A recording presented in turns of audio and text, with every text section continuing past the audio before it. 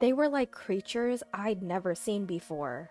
"Congrats on marrying my brother! Your dress is so cute! But don't you think mine looks better?" "Oh, come on. Saying that will just make the bride feel bad." It was supposed to be my happiest day. In the bridal dressing room, I was left speechless by my sister-in-law and mother-in-law, who made such comments with a sassy attitude. I was shocked, not only by their condescending tone, but also by sister-in-law's outrageous outfit. A dress so white, it could rival any bride's. Her plump thighs were visible through the silt, and she had fur wrapped around her off-shoulder design. Mother-in-law gazed at her daughter with such affection. My husband, on the other hand, looked at his family with cold eyes. I never imagined I'd face such blatant harassment on my wedding day. It was too much to process. Looking back, it's no surprise sister-in-law's matchmaking ended in disaster, given how she acted even at someone else's wedding. My name is Anaya. I was born in a coastal town and grew up in a typical household. When I went to a state university, I stayed with my maternal grandma, who lived nearby. Living with my beloved grandma, who had always doted on me, was my dream. Her well-maintained old house was a mix of Western and ethnic styles with a nostalgic atmosphere. I loved spending time on the balcony overlooking the small garden, chatting with grandma while munching on seasonal fruit. Even after getting a job, I continued living there. When grandma fell ill, I took care of the house, hoping she'd return. But that wish never came true. When it became hard for grandma to live on her own, she moved to a facility in my hometown. "I want to take care of grandma," I said. But she smiled and replied, "You've done enough. I want you, Anaya, to find happiness." After grandma passed away, I married Jesse, who had always supported me. Now we live in the house filled with grandma's memories. But our supposedly peaceful newlywed life is constantly disrupted by those two women. How did someone with such a plain face and skinny body like you manage to marry my brother? One day, I was asked by mother-in-law to prepare lunch for sister-in-law due to a neighborhood association meeting. Instead of gratitude, sister-in-law greeted me with sarcasm. I just wanted to go home, but if I did, they'd just show up at my place. "Ask your brother." Sister-in-law, seemingly satisfied with her own conclusion, said, "Well, maybe you two are a good match, since he's not that great either." She then gulped down the curry I made. I bet she thinks eating in tiny bites in front of men is the secret to being attractive. Sister-in-law might seem devilish, but what's terrifying is her lack of malice. She looks down on everyone, including me and her brother, without a second thought. It's exhausting. Mother-in-law, who raised such a sister-in-law, is of course a handful. Rather than disliking me, mother-in-law seems more interested in elevating her daughter by putting me down and bossing me around. That's why she calls me for such tasks. If I neglect her daughter, she'd either call non-stop or ring my doorbell incessantly. It's a living nightmare. Apparently, mother-in-law always said her daughter was her world and never really cared about her son, my husband.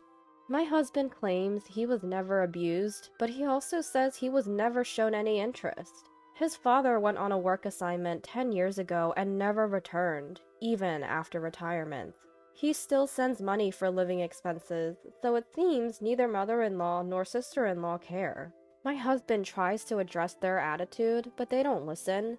After all, in their eyes, he's just another person to look down upon. Seeing my husband deteriorate more than me was heartbreaking, and I often gave in to mother-in-law's demands, which was my mistake.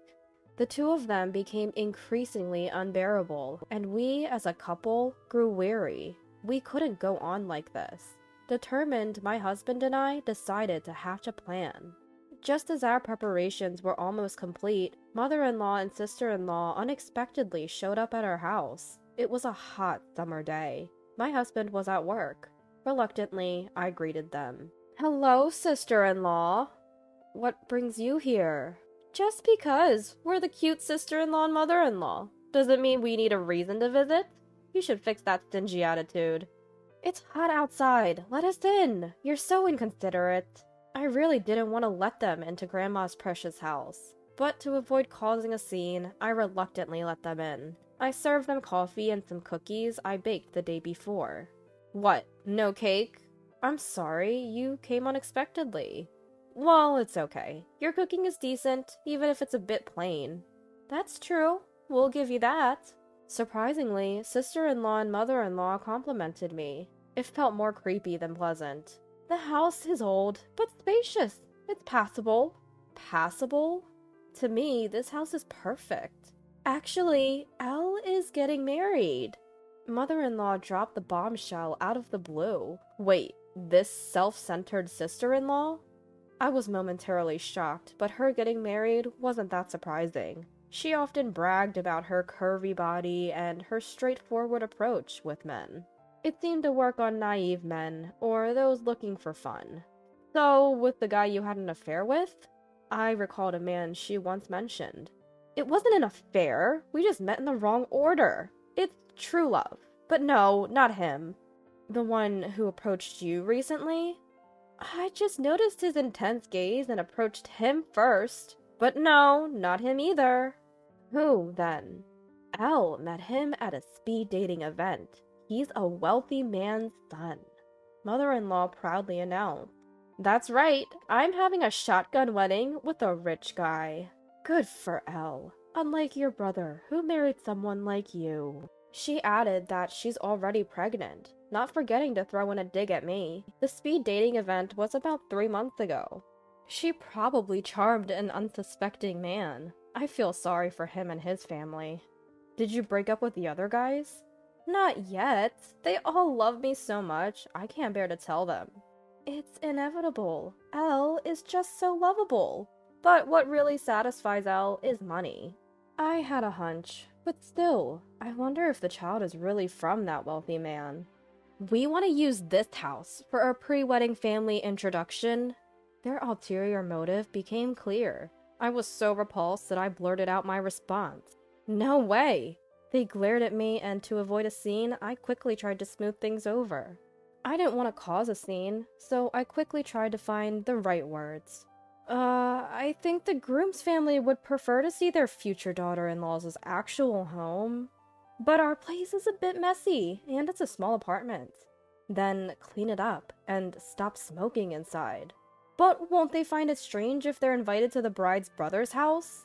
When I voiced my concern, sister-in-law said, "You're not getting it. We'll just say this is Elle's family home. What if they find out the truth? As long as you and your husband keep quiet, it'll be fine. You're getting married. Pretending just for the introduction won't solve anything. Once we're married, he's mine. Plus, I'm pregnant. It's not that simple." You're so sweet to worry. Why not just make this house truly belong to Mom and Dad? Sister-in-law's outrageous suggestions left me speechless. Oh, Elle, what a great idea. This house is old, but we'll take it. This is my grandma's house. It's not just my decision. Don't you know? Once you're married, everything belongs to the husband's family. I've never heard of such a rule. Well, learn it now. What's yours is ours. So, next Sunday, we'll bring the fiancé and his family. Oh, and prepare a lavish and cute meal. Of course, we'll say Elle made it, and change the curtains to match Elle's taste. We're counting on you, sister-in-law. They left after imposing their desires and conveniences on me. All that remained was my seething anger and a pile of dirty dishes. I'm sorry. We won't let them use it. That night, my husband, after hearing the report, apologized with a heavy heart. Of course not, but even if we refuse, they'll just barge in. So, maybe we should move up our plan. I could tolerate the harassment directed at me, but I couldn't stand them disrespecting Grandma's house. We'll get back at them for all the bullying, so brace yourself. The next day, I made several phone calls. Despite the sudden change of plans, everyone was accommodating. I was truly grateful. Once everything was set, I called Mother-in-law. Mother-in-law, I want to ensure Elle's wedding is a success. Can we have a bit more time? We're thinking of remodeling to make it suitable for the couple. Anaya, I misunderstood you. You are such a good person, but we have wedding preparations, so hurry up. I understand. We'll be ready in 3 weeks. Why don't you start looking for a wedding venue?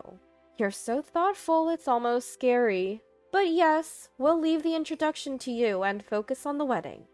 Was this our first pleasant conversation? And probably our last. Those two fools won't suspect a thing. And they won't come to this house until the day.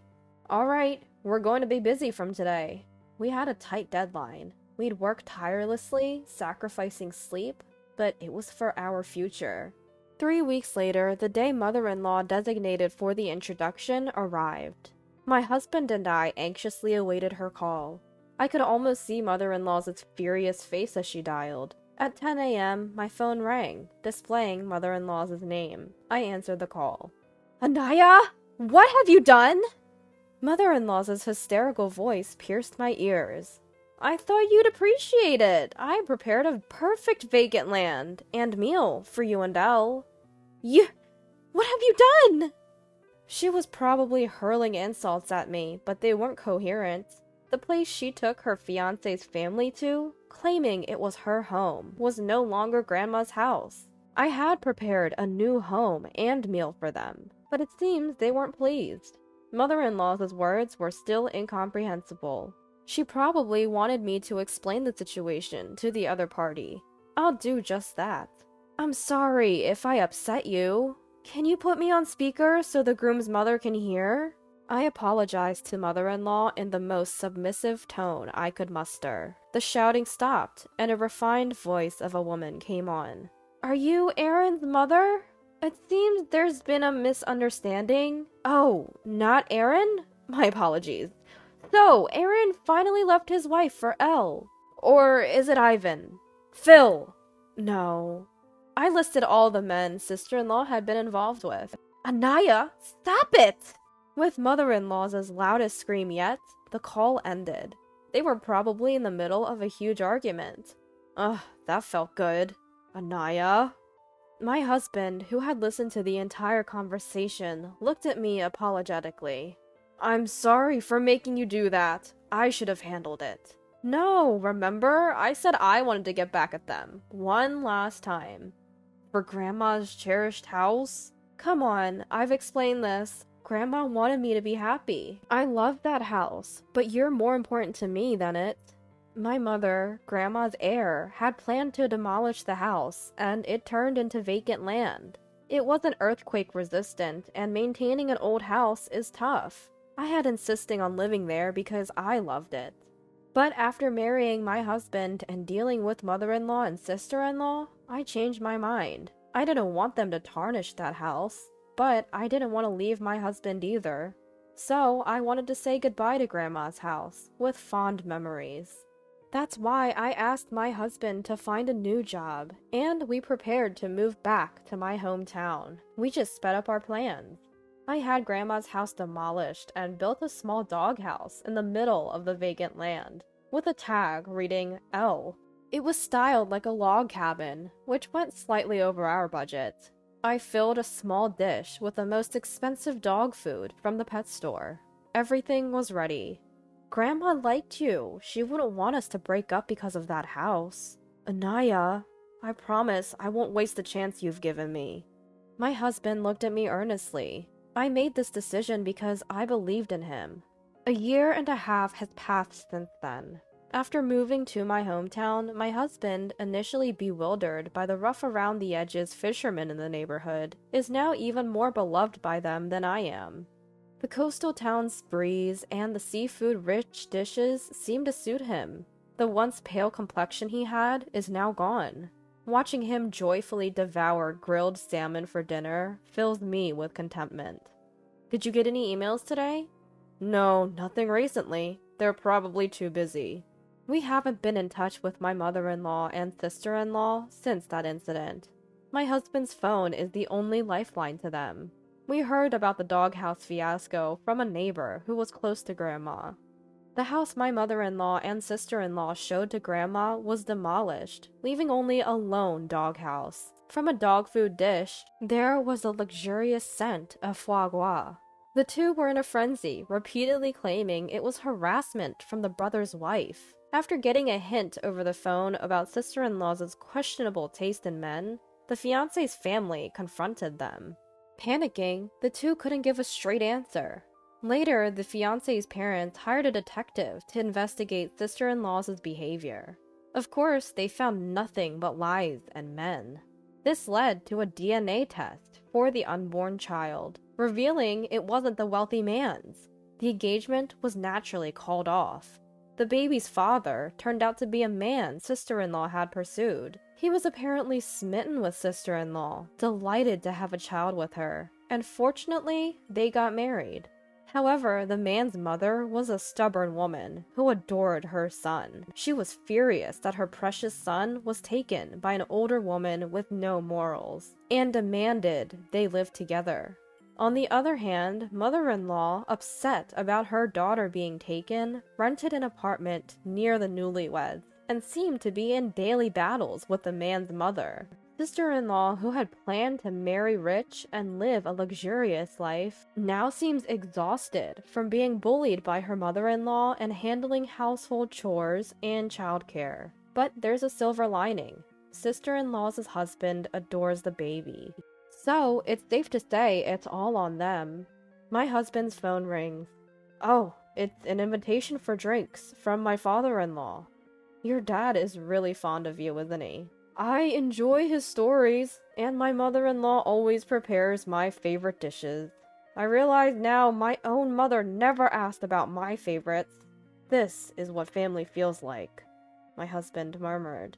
Don't worry, you'll be the kind of parent who knows all their child's favorites.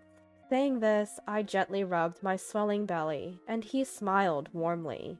I feel like we can achieve that in this home. He gazed at the caramel-colored beam on the ceiling. It's a magnificent beam we got when we demolished Grandma's house, incorporated into our newly built home as a memento of beloved Grandma. It was my husband who suggested preserving the beam when all I could think of was tearing everything down. That's why I chose a future with him. Let's make this a wonderful home, as beautiful as Grandma's. Yes, absolutely. In the quiet coastal town where you can hear the waves, stands our small house. This is where we'll build our happiness.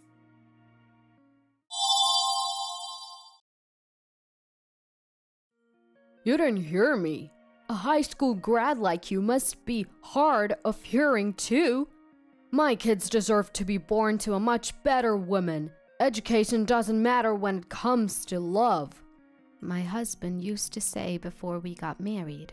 Now he belittles me for only having a high school diploma, saying he's going to leave and remarry a woman with an elite college degree. Ah, what a tragedy to end up with a low-educated woman like you. I'm truly unlucky. With those bitter parting words, my husband eloped with a college-educated woman. My name is Abigail. I married James, who's 3 years older than me, at 25, and I'm turning 27 this year. I work as an administrative assistant at a trading company with only a high school diploma. We met through a mutual acquaintance from high school. My husband, unlike me, is an elite. He graduated from a prestigious university and works in sales for a big corporation. When we first met, I felt unworthy of his attention, but he kept saying, "Your degree doesn't matter. I like you for who you are." So I believed him and we got married. Unfortunately, it turns out that was a mistake. The moment we got married, he started looking down on me for my education and salary. From his perspective, a high school educated woman working at a small trading company must seem inferior, but he's the one who wanted to marry me. During our dating days, he sensed my insecurities and reassured me with kind words. That man is nowhere to be found now. You should really find a new job, Abigail. Having a wife who works for such a low-paying company is embarrassing. He shamelessly tells me. But I don't want to work for a demanding company right now because we're trying to conceive. And I also like my current job and company. His cold gaze silences me, my voice gradually shrinking. He sighs as if annoyed and retreats to the bedroom before I can say anything else. He probably assumed we were going to talk about our stagnant efforts to conceive again. He was right. I was hoping for a real discussion with my husband about our struggle to have a baby. From the beginning of our marriage, I always wanted kids, and my husband even optimistically talked about having 3 siblings. But all that was talk in the early days of our marriage, and the reality is that there is no baby in sight. I'd subtly hint at my husband to start thinking about having kids, but he avoided the conversation saying, "I don't want to raise a kid born to a high school graduate." His words left me stunned, and since then, we haven't really been able to talk face to face. Marriage had become a lonely affair.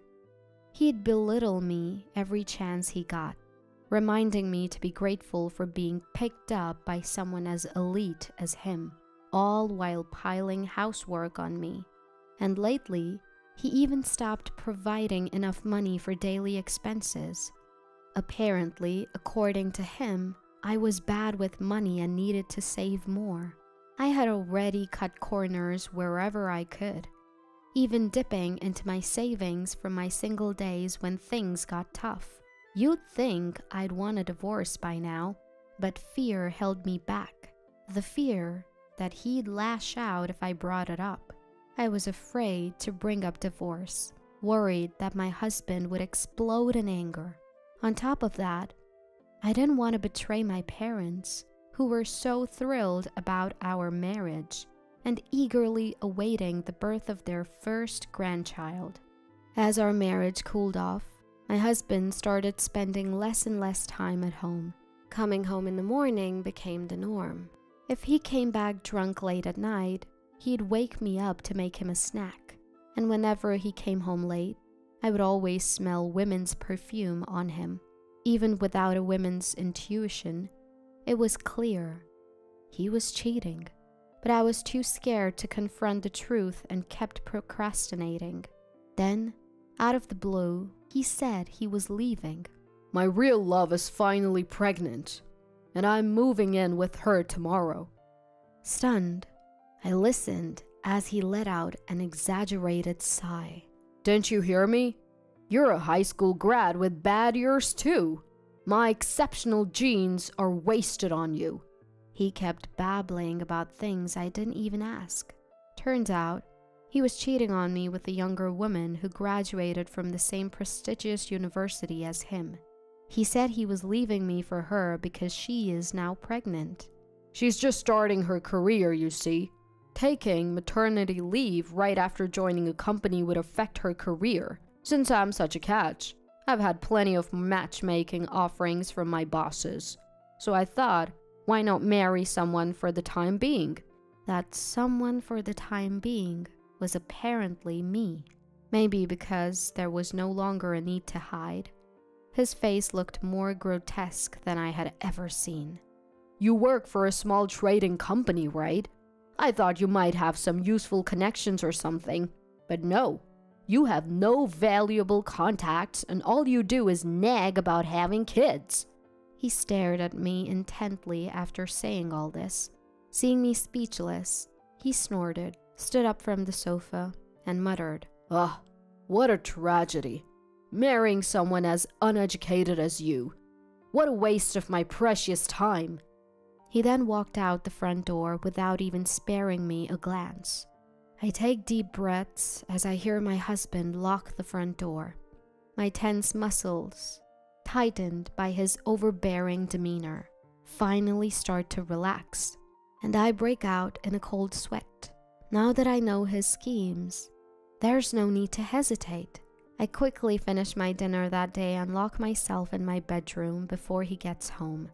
The next morning, I leave for work early and pick up divorce papers on my way. My hands are trembling with nervousness. I manage to unlock the front door, His shoes are gone. Not just the shoes. His favorite slippers and the sofa he loved in the living room are gone too. I searched the entire house, fearing the worst. Sure enough, all of his stuff is missing. I haven't seen him since he left yesterday. I spot a bundle of papers carelessly placed on the table along with a flimsy envelope. I flip through the note, written in his meticulous angular handwriting, to find a filled-out divorce application. The note says to never contact him again, that he's already told his parents. I emotionlessly fill in the blanks on the divorce papers. Not a tear shed. Once finished, I pick up the envelope marked settlement money next to it. It's light, but inside there's $2,000. It must be intended as alimony for the divorce settlement. Though it's a meager amount, it can serve as a retainer for a lawyer to seek proper alimony later. I was planning to visit a law firm on my day off when my phone buzzed. It was my apartment manager, letting me know I owed rent for the past 2 months. They had tried to reach my husband but ended up calling me. My savings, already drained from covering our expenses, wouldn't make a dent. So I had no choice but to use the $2,000 in that envelope. At the law firm, they told me it would be tough to claim any more money. I had spent most of the cash my husband left on rent. Doing that apparently would make it look like I had accepted a divorce settlement. I had a responsibility for the rent too, as we shared a home. I figured my husband knew I was out of savings. He probably left that $2,000 as a way to wash his hands off me, and I had fallen right into his trap. I couldn't survive when most of my income went to rent, so I started working for cheaper places. Eventually, I returned to my parents' home after they learned of my divorce and urged me to come back. They insisted I was still young and encouraged me to find another partner, saying it wasn't too late to have kids. Returning home, my parents kept reminding me that I was still young, that I could find another person if I tried to date again, and that I was not too old to have children. I felt a sense of guilt for disappointing them with the divorce. While commuting to my job, now a bit far from home, I also started dating again. I packed my schedule faster than one might expect for someone who just got divorced, partly because keeping busy helped distract my mind. Perhaps I wanted to overwrite the nightmare of my previous marriage with a fulfilling daily life. My efforts paid off sooner than I had anticipated. Within 2 years after my divorce, I had remarried and given birth to a daughter. My new husband, Daniel, was the same age as me and also a high school graduate. After high school, he worked in an auto repair shop near my parents' house, and we met at a local singles mixer. Daniel was initially concerned about his educational level, but I assured him I wasn't like my ex, who judged people based on their credentials. Daniel, in turn, never looked down on me for my background. He was always generous and accepting. We built our new home close to my parents, and my days were filled with parenting and work. Life was busy, but happy. My thoughts of my ex-husband had long faded into oblivion. I unexpectedly ran into him about 10 years after our divorce. I was attending a Spanish speech and debate competition with my daughter. "Is that you, Abigail?" A man called out to me from behind. I turned around. Although he had aged, I immediately recognized the face, one I would rather not have seen. Next to my ex stood a young boy, about the same age as my daughter. Noticing my gaze, my ex-husband said with an unconcerned smile, "This is my child, with Abby. She's an elite too. Graduated from a national university. The kid has the potential, and we're investing a lot in gifted education." Abby must be the college-educated woman he ran off with. He takes the liberty to brag about how smart his own child is, regardless of my feelings. As I quietly let it slide, he quickly glances at my daughter. So, what about your husband? He's a high school grad too, isn't he? Knowing you? What he says is true, but admitting my current husband is also a high school graduate will likely make his insults worse. Wanting to avoid trouble, I neither confirm nor deny and quickly try to leave the scene with my daughter. No, I can tell the face of a kid who's a high school grad. They look as dumb as anyone else around. There's no way such a kid could speak fluent Spanish. His insulting words, thrown at me even as he stepped in my way, left me stunned. In front of my child. He had no qualms about looking down on another child he had just met. I couldn't believe how nasty he was. Though my daughter might not understand what high school grad means, she probably sensed she was being spoken ill of. Seeing her face scrunch up as if she were about to cry, I stared fearlessly at my ex. Would you mind not insulting children? Aren't you ashamed as a father? He brushes off my anger nonchalantly. Hey, I'm just telling the truth. It's presumptuous for a high school grad to enter a Spanish contest. Just play in the park where you belong. Having said his piece, my ex-husband grabs his child's hand and vanishes into the crowd. While a deep anger starts to bubble up within me, I catch my daughter's anxious face and rein in my emotions. It's all right. You've practiced a lot. If you do just like you practiced at home, you'll win for sure. Mommy guarantees it. Our eyes meet, and I speak softly to her. I need to stay strong for her. She nods, slowly, digesting my words. After registering, I leave my daughter and enter the spectator area. Now all I can do is believe in her ability. I take a deep breath and wait for her contest to begin.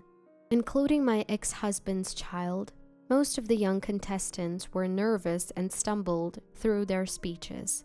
As for my daughter, even without parental bias, I thought she was by far the best, delivering her speech in fluent Spanish without hesitation. My prediction was accurate. She won the Spanish speech and debate contest, holding a large bouquet and with a medal around her neck. We leave the venue hand in hand. Next, we're going to celebrate with some steak, just as planned.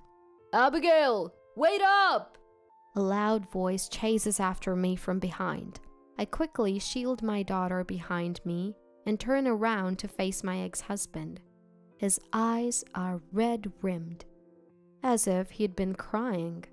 Peeking out from behind me, my daughter's medal catches his eye, and he looks at it enviously. How can your kid win first place? There's no way a child raised by a high school grad could be so articulate. Turns out, he's upset because his own child didn't place, while my daughter won the competition. He rants, assuming that my husband, my daughter, and I couldn't possibly speak Spanish. People leaving the venue glanced at him, puzzled by his outburst, but he seems oblivious. Where did you enroll her? Or did you hire a tutor with whatever little you make? We didn't enroll her in any classes, and we didn't hire a tutor, I reply plainly. His eyes widen in disbelief. No way! You can barely speak Spanish yourself. Did you forget about my job? His puzzled expression deepens. I work in an import-export office, where speaking some Spanish makes the job easier. Besides, my grandfather lives in Spain. I've been accustomed to Spanish since I was little. My daughter learned it naturally, talking with him. I stroke my daughter's head as she peeks out from behind me. I've conversed in Spanish with my grandfather ever since I can remember. I chose my line of work because it allowed me to use my Spanish skills.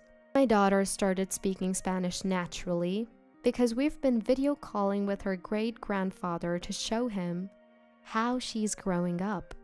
I've never forced her to learn Spanish. All my husband and I did was support our daughter. Follow your passion and you'll excel. As they say, my daughter has grown to converse with her native Spanish-speaking grandfather without needing a translator. My ex starts trembling as he listens to my explanation, his face flushed a deep red, boiling with humiliation. Losing to someone he had looked down on must have been a more significant blow to his ego than he had anticipated. I can't believe this. I'm going to complain to the organizers. My child was unfairly judged. In a fit of rage, my ex-husband stormed back into the venue, leaving our child behind. Not wanting to leave my child alone, I waited silently for him to return. Soon enough, security escorted him out of the building, gripping him by both arms. Gritting his teeth, it was clear he wasn't thrilled that my daughter won. As he aggressively approached me, a woman's voice suddenly called out to him. "James, what a coincidence running into you here!" She wore a crisp pantsuit and had an event badge hanging around her neck. My ex-husband's anger cooled as his shoulders tensed up. I couldn't just walk away, so I stood there, keeping my daughter behind me, watching. "So, James, you have a kid. I heard you were single. Is this woman next to you your wife?"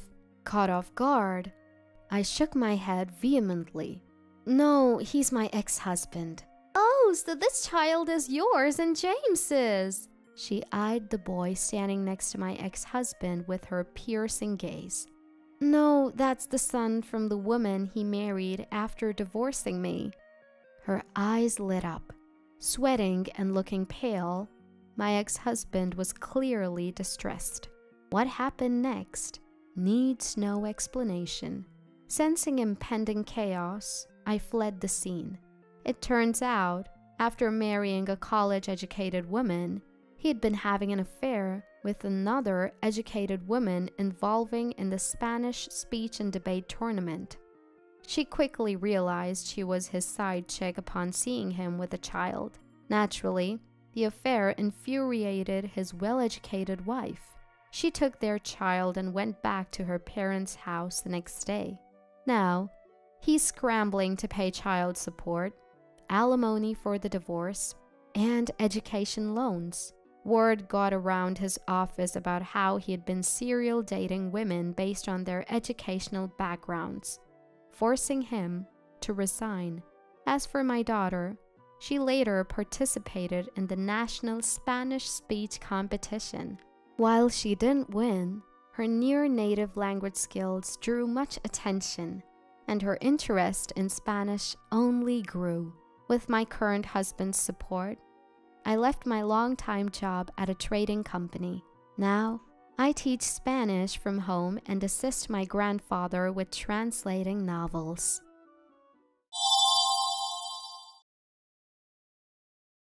My sister dumped her corporate boyfriend and stole my fiance, all because she found out he worked at a hospital.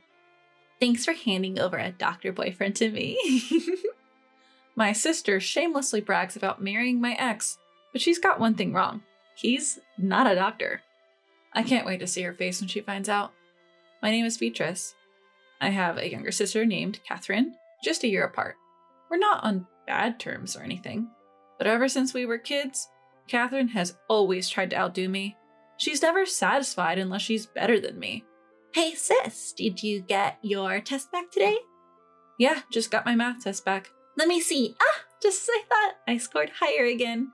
Whenever she scores higher, she flaunts it to our parents. Our parents often praise Catherine more, the one who's always seeking attention over the quiet me. In middle school, Catherine joined the same badminton club as me. Let's have a match, sis. By beating me, a senior, Catherine became the star of the club. Whether at school or home, Catherine always got the spotlight. Whenever I tried something, she'd do the same, always trying to outshine me. Still, I never disliked her. Her competitive nature was endearing, and watching her succeed wasn't so bad. But looking back, she probably saw my attitude as being smug. Catherine started to see me as a rival. I was decent at both studies and sport, but I wasn't the type to show off like Catherine. So I wasn't really popular at school. On the other hand, Catherine was always the center of attention, and often got confessions from boys. You know, a boy from your class confessed to me. Even though you're closer to him, he chose me. Guess I'm more attractive. Catherine believed that being popular with boys proved her superiority over me. She started dating multiple boys, sometimes even bringing them home to show off. Sorry for showing off, sis. She'd act all lovey-dovey with her boyfriend at home, as if to flaunt it to me. But I'm the type who wants a long-term relationship, so I wasn't envious of her frequent change of boyfriends. Noticing this, Catherine began to brag about the quality of her boyfriends. My current boyfriend goes to Stanford. I also got a confession from a guy at MIT. It was hard to choose. Throughout college, Catherine dated many guys. After graduation, she started bragging about their jobs instead of their schools. My new boyfriend works at a listed company. A successful man is the best, right?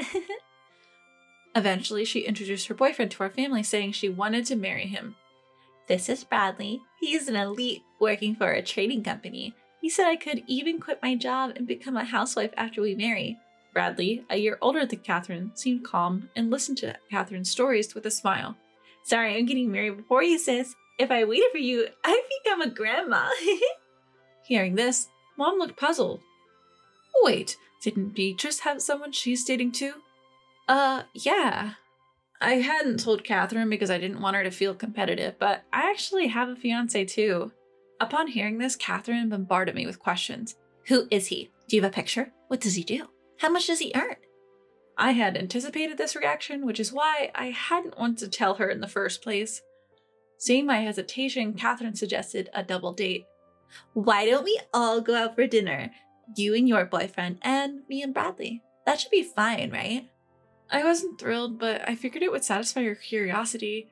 I asked my boyfriend, Reggie, and he agreed. On the day of the date, as soon as Catherine met Reggie, she asked, Where do you work, Reggie? My Bradley works for a trading company. I work at a hospital.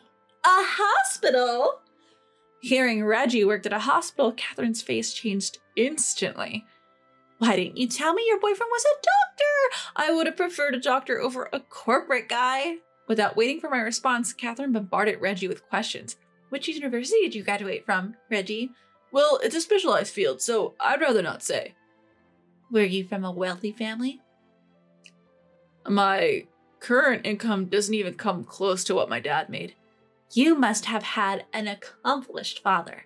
Catherine left her boyfriend and chatted nonstop with Reggie. While Catherine and Reggie were engrossed in their conversation, Bradley and I had a casual chat over drinks.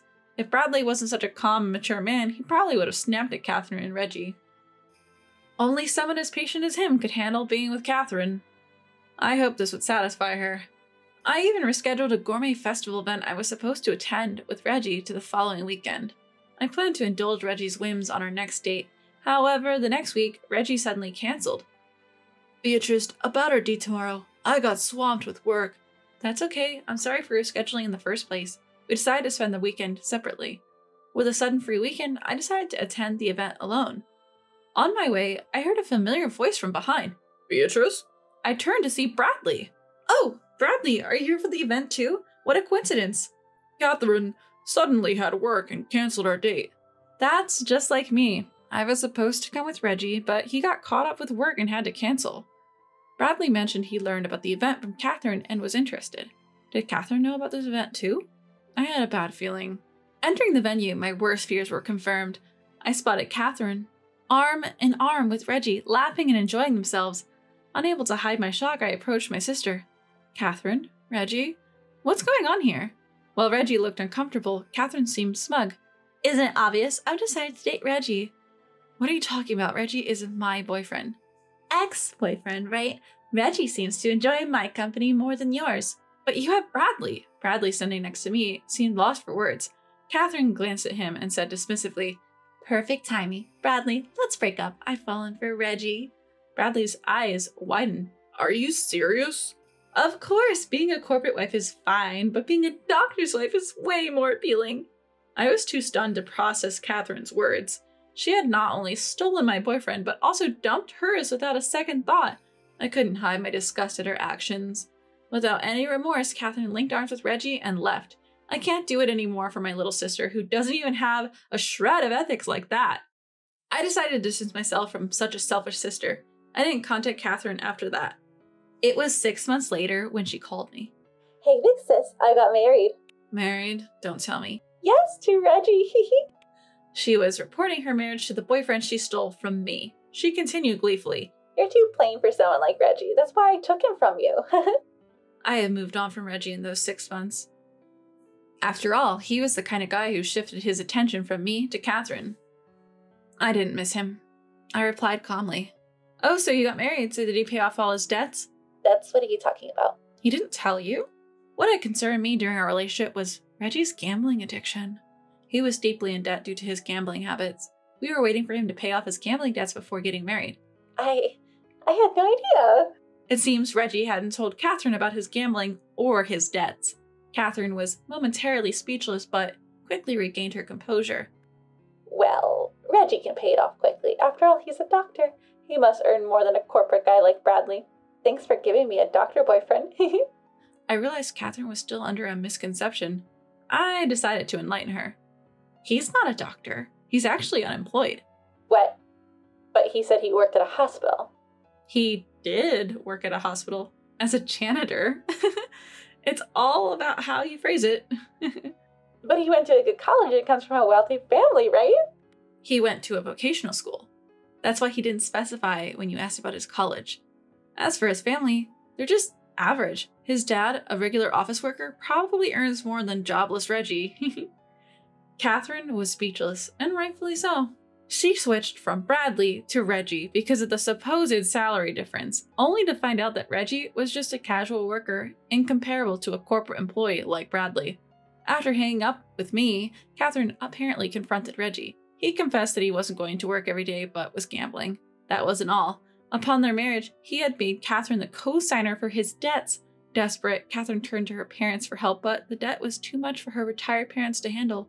Next, she reached out to her ex-boyfriend, Bradley. I, who was at Bradley's place, answered her call. What? Why are you at Bradley's place? We've been dating since then. Hearing this, Catherine erupted in anger. What? How dare you date my ex-boyfriend, you traitor? Now it was my turn to be furious. You started all of this! I only started dating Bradley after you dumped him. Who in their right mind steals their sister's boyfriend? Bradley took over the call, turning on the speaker so I could hear. From the other end, Catherine's desperate voice came through. Oh, Bradley. Long time no see. How have you been? Yeah, I'm good now. Beatrice helped me get through the tough times after you left. You're really dating her. She took advantage of you when you were vulnerable. You deserve better than her. Bradley responded coldly. Beatrice is an amazing woman. Far better than you. I could almost hear Catherine stomping her foot in frustration. What? Are you saying I'm inferior to her? I've always been better than her in studies, sports, everything.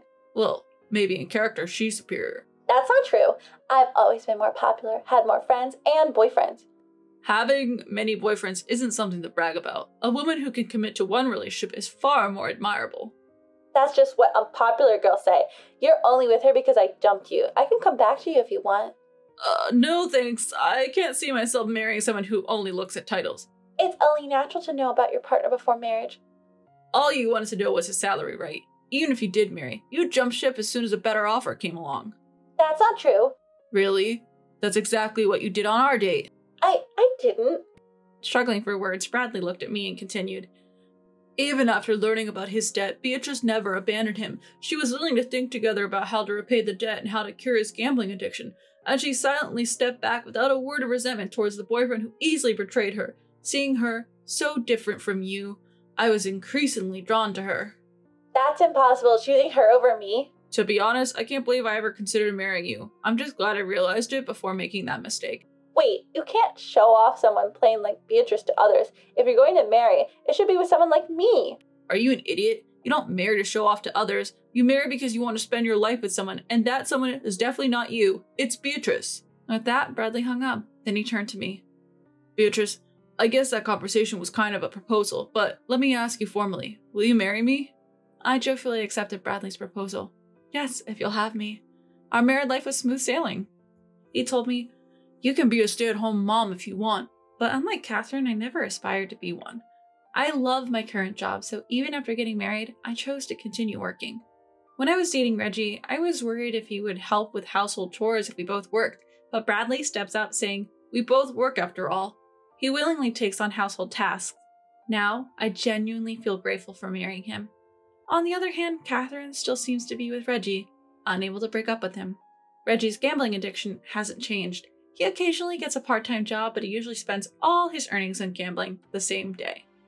Catherine, far from being a stay-at-home mom, seems to be working all the time, day and night, to cover Reggie's share of the expenses. It's the complete opposite of the married life she had imagined. My younger sister, who was so fixated on having a better life than me, now seems to be far behind in terms of quality of life. However, it's all due to her own choices. Her current situation is the result of betraying me. The one who probably regrets the most is Catherine herself.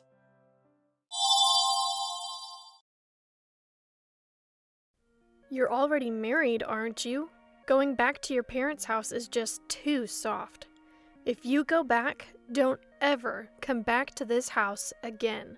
Kanae yells this as she blocks my path after hearing that my dad got injured and I was planning to go back home. I just nodded silently. Understood. I won't come back, so I'll go home to my parents. My name is Jessie. Louis, my husband, and I have been together since middle school, and we ended up marrying each other. We've only had eyes for each other since our first love. Both our parents were thrilled with how well we got along, and it helped that they were friends since we're from the same hometown. The reason we moved into Louis' family's house after getting married was because they had a spacious home with extra rooms. We got married right after college and had been saving money appropriately for our age. But both sets of parents told us it would be fine to live together until we saved up some more money. So we ended up living in Louis' family home where a room was waiting for us. Both Louis and I were exhausted from adjusting to our new lives when we started our first jobs.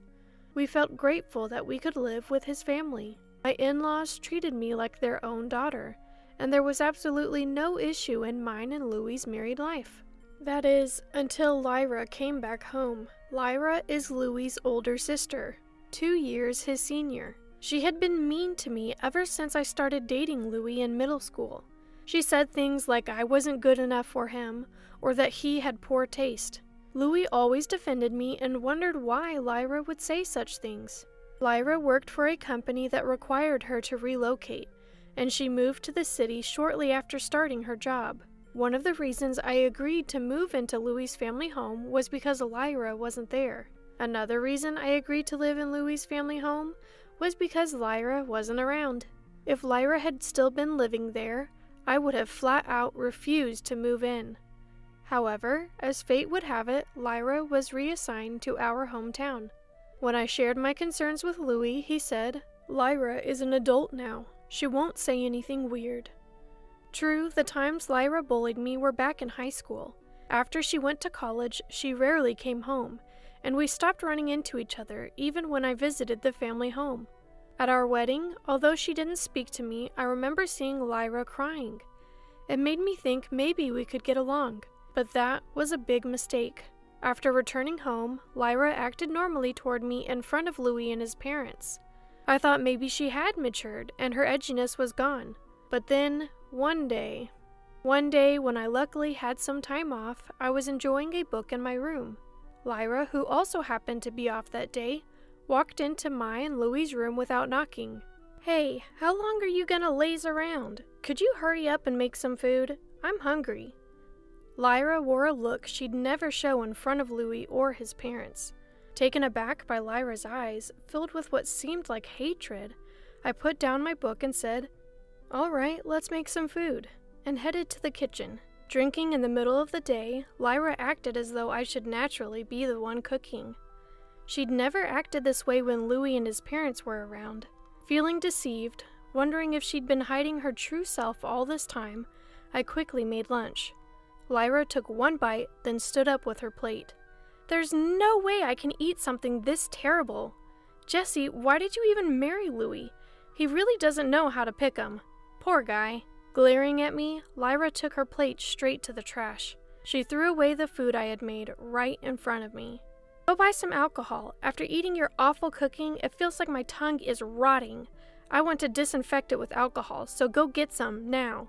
I was pretty steamed, but I had planned on going shopping anyway, so I got her some alcohol. To spite her, I bought non-alcoholic beer. Lyra was furious. I retorted, "Don't treat me like a minion," which escalated into an argument. Still mad, Lyra retreated to her room. When Louis came home, she instantly switched back to her gentle demeanor, a quick change that sent shivers down my spine. That night, I discussed Lyra with Louis, but for some reason, his attitude was cold. Lately, every time he looks at me, his expression is complicated. We used to always share the double bed, but now he's sometimes sleeping on the living room couch. When I asked why, he said, "Just couldn't sleep, so I stayed in the living room." I've been wondering what's going on ever since. I was saddened by his sudden coldness. When Louis said, "Instead of blaming Lyra, don't you think you have some things to reflect on yourself?" I couldn't help but tear up. Since middle school, Louis has always been kind to me, and yet I've been troubled lately by his sudden coldness. Being mistreated by Lyra, and now feeling this coldness from Louis, felt like salt being rubbed into an emotional wound. I couldn't help but cry. Louis looked surprised, but he didn't comfort me. Seeming perplexed, he paced around for a bit before sitting down next to me, who was sitting on the bed with a determined look on his face. There's something I've been meaning to ask, but haven't. What is it? Are you having an affair? I was so surprised by the sudden mention of affair that my tears stopped. I swear my heart has never strayed from Louis. Shaking my head, I say, "No, I'm not. Why would you ask something like that?" Louis then shows me a picture on his phone. The picture shows me talking to a man who has his hand on my shoulder. Both the man and I are smiling, but this is by no means a photo of infidelity. "You're mistaken. Look closely. Yeah, he's put on some weight, but that's Andy, our classmate. Don't you remember him? He was on the baseball team. This was taken when we bumped into each other after so long, and he said, 'You look well,' and patted my shoulder." Louis zooms in on the photo and says, "Really? Andy?" with a skeptical look. Frowning and looking closely at the man's face, Louis asks, "Is that really Andy? Andy is getting married soon. There's no way I'd have an affair. Why would you even suspect that?" "Well, Lyra sent me this picture saying you were cheating. She also said she saw you coming home late with Andy recently. And then she sent me this photo." "Why would you believe Lyra over me? Is that why you've been cold to me?" "Sorry, you have been coming home late and I was worried. I've become a senior at work too, so sometimes I come home late because I'm teaching my colleagues." "I see. Oh, thank goodness. I'm really sorry." Louis breathes a sigh of relief. Slightly tapping his back as a little payback for doubting me, I say, "Geez." Louis says, "Sorry," and apologizes again. From then on, Louis changed his attitude and started treating me kindly like he used to. It was good to get back to being a loving couple, but my distrust towards Lyra increased. I became convinced that Lyra wanted to kick me out of this home for some reason, so I started wondering how to expose her true colors in front of my in-laws. On another day when Lyra and I both had time off, Lyra came and demanded that I make lunch like she used to. "Why can't you be considerate? Do you know what time it is? Hurry up and make lunch," she says, but it's only 10 a.m. It feels too early for lunch to me. "Lyra, you could make something if you want. You cook on your days off, don't you?" "What? Cooking is a wife's job, isn't it? I only do chores to keep the family harmony, you know." Just as I'm getting frustrated with Lyra urging me to cook, my phone rings. Ignoring Lyra, who's been drinking since the morning, I answer the call. My mom's voice comes through, sounding urgent. "Jesse? Oh, thank goodness you picked up. Your dad's in trouble. He tripped at the front door and seems to have hurt his ankle." I can tell from my mom's voice she's really flustered, and I sense this is an emergency for my parents. I'm coming right now, just wait, I say as I hang up the phone and start to get ready. Lyra, who told me to cook, now looks annoyed as she sees me getting ready to go out and says, "What are you doing?" "It looks like my dad got injured, so I'm going to my parents' house." "What? You're married now, aren't you? Going back to your parents' house is too lenient. If you're going home, don't bother coming back here." I couldn't take it anymore, standing in front of Lyra, who was blocking my way out. Why do I have to deal with this kind of spiteful attitude? I was absolutely fed up with being treated so unfairly by Lyra. "Fine, I won't come back. I'll go to my parents' house," I state calmly, and Lyra steps aside with a pleased expression. "Don't ever come back." Lyra cheerfully sees me off at the door, her alcohol stench unbearable. Rushing back home, I found my dad's ankle was severely bruised. Mom was visibly panicked, so I drove him to the hospital where they confirmed it was a severe sprain. Due to the condition, my dad had no choice but to use crutches, so I decided to stay with my parents for a while. I thought this was a good opportunity, especially since Lyra had told me not to come back.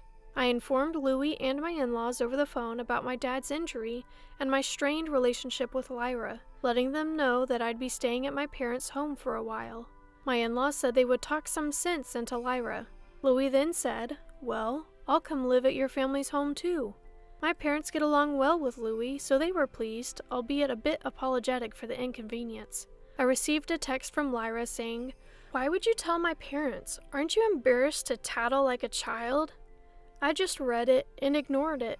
It seems Louie got a text from Lyra saying, "Aren't you coming back? Living at Jesse's family home must be tough."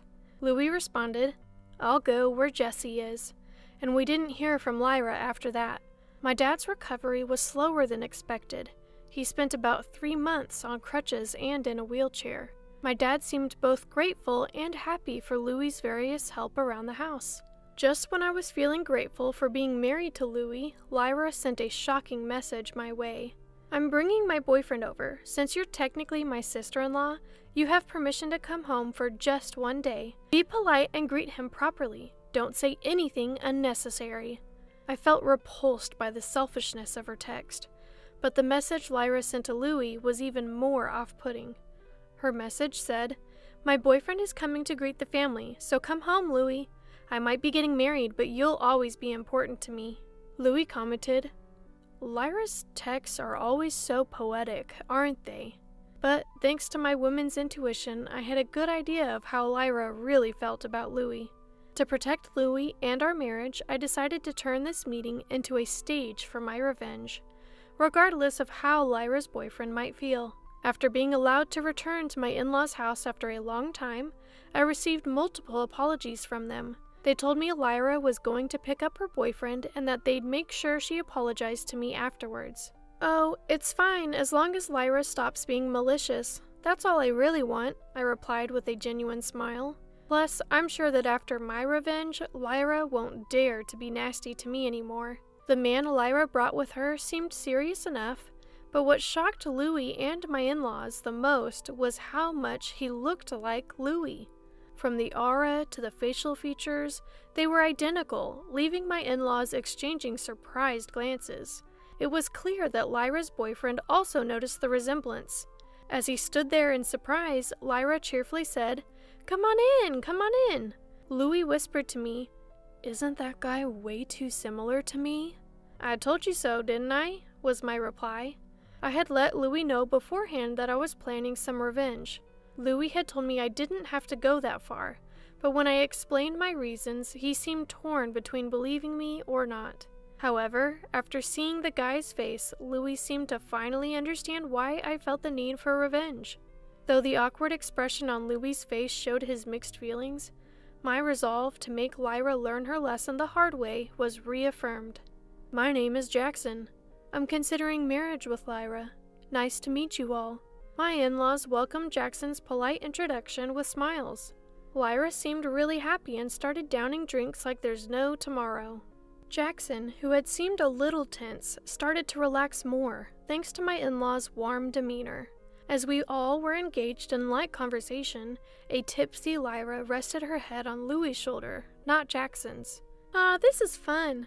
Louie, you must be feeling lonely, huh? Knowing that I'm getting married. No, not at all. You know, Jackson here looks just like Louie. That's why I thought about getting married. The resemblance between Jackson's face and Louie's had been the elephant in the room, something nobody had mentioned until now. But Lyra, probably due to being intoxicated, not only brought it up, but also revealed that it was her reason for considering marriage. The atmosphere changes immediately as Lyra's words turn my in-laws' faces pale. Lyra, realizing she may have said too much, tries to laugh it off. Just kidding! But I didn't let this opportunity slip away.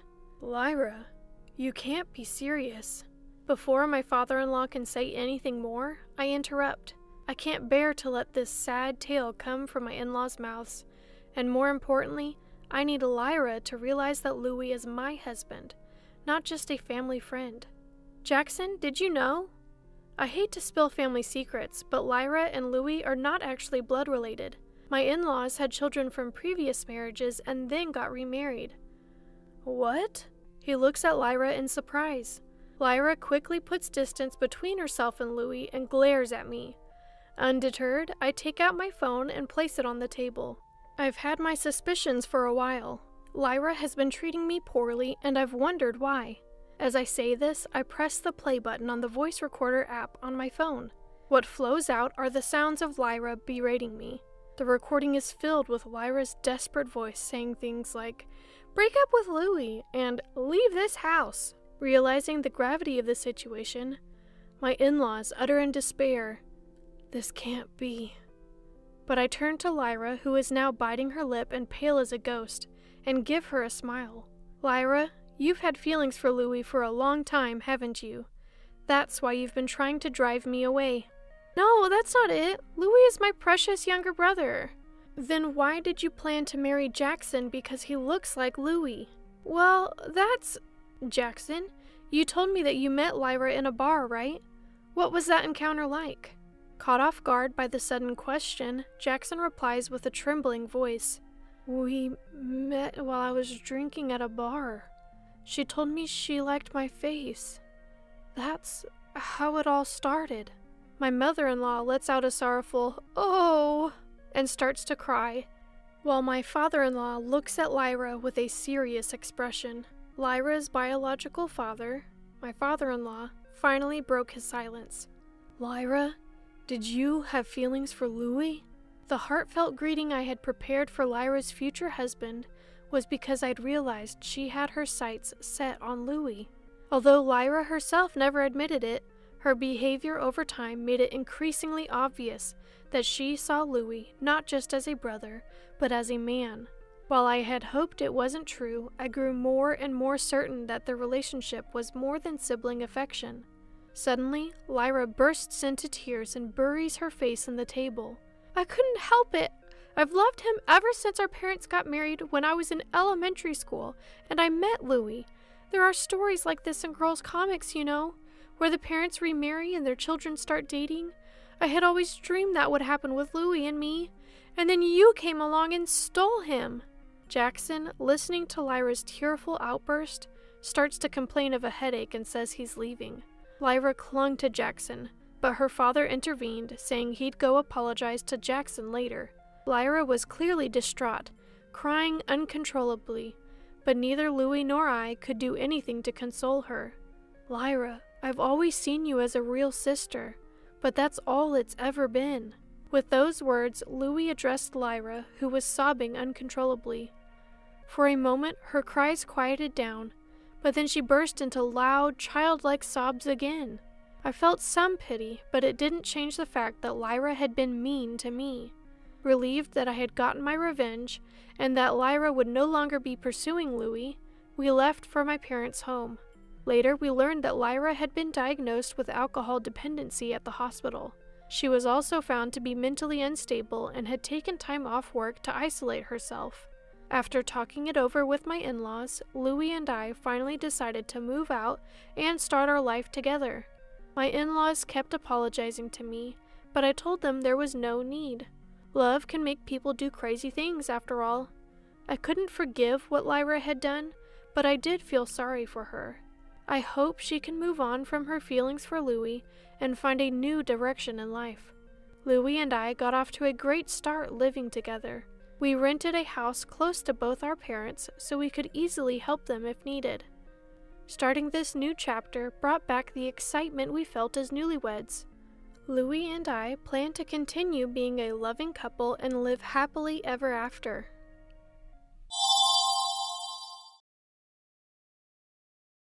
Lately, something seemed off with my mom, who lives alone. The first thing that came to my mind was Alzheimer's. I suggested to my husband and mother-in-law that my mom move in with us, but they didn't agree. Worse, my husband said, If you push this, we're getting a divorce. Just leave. Fine, I get it. If you want me to leave, I will, but you will regret it. My name is Astoria, 35 years old. I work from home as an illustrator. Currently, I live with my husband, Powell, and my mother-in-law.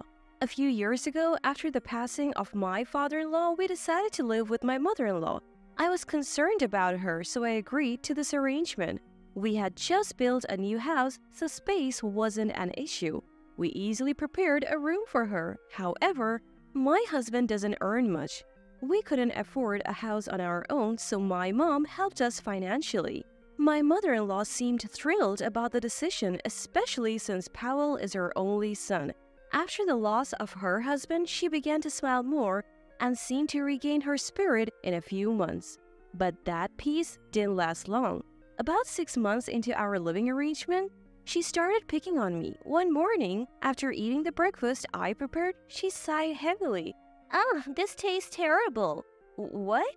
"I've thought this for a while now, Astoria. Why do you serve me such salty food? What's your intention?" I'm sorry, I tasted it before serving. "I don't want to hear excuses. Are you trying to send me to an early grave with all this salt?" No, I didn't mean to. And when I'd be working in my room, she would barge in without knocking. "Astoria, stop hiding in your room and do some housework." But I'm working right now. "Work? Sitting at your computer and drawing isn't work. How is that a job?" This is my job. Yes, I draw, but it's not just for fun. "Don't talk back to me. If you do, I'll tell Powell you're neglecting your duties." That's not true. But that was just the beginning. She even started asking me for money. "Just $500 will do, Astoria." I can't afford that right now. "Stingy. Aren't you earning money with your computer?" It's so cheeky of her to mention earning only when she wants money. In the end, I gave in and handed her the money. This went on for a while, and with my work suffering, my frustration grew. I couldn't take it anymore and decided to talk to my husband. "Hey, Powell, can we talk?" What? I just got back from work and I'm tired. "I'm sorry, but can we do something about your mom?" What about her? "She interrupts my work daily, complains about the chores, and even asks for money. I can't get any work done and it's really stressing me out." He looked annoyed and responded sarcastically. You know, you don't have to consult me about every little thing. "What?" When mom acts like that, it means you're not doing your job as a wife, right? It's your fault. Besides, she's a housewife. Why can't you just give her some spending money willingly? Wait a minute, I do all the housework, and why should I be the one giving her money? Because if you were doing the housework properly, she wouldn't be upset. Understand that?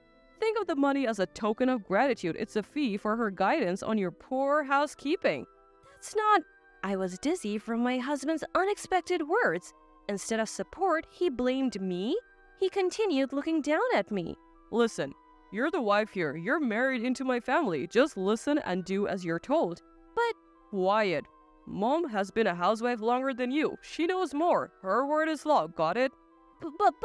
From now on, if you upset mom, I won't forgive you. Just do your job as a wife perfectly. Understand? With a face like a gargoyle, he stormed out of the room. Tears streamed down my face. Why is it always me? Why am I the one being blamed? We started living together thinking it was a good thing, but I never expected it to turn out like this. I deeply regretted agreeing to live with them. One day, I felt like hearing my mom's voice, so I called her. "Mom, it's me, Astoria."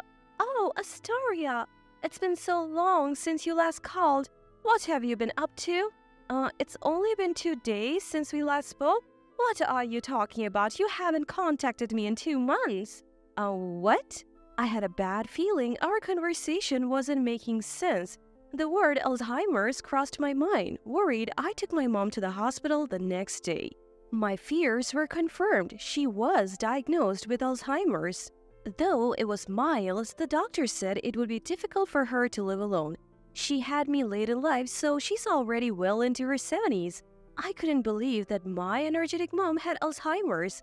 That night, I told my husband and mother-in-law about the diagnosis. Mother-in-law, Powell, I need to talk to you about something. They both looked annoyed. What is it? It's probably nothing important. Is it even relevant to us? It's about my mom. Today, she was diagnosed with Alzheimer's. What? Alzheimer's? Your mom? Seriously?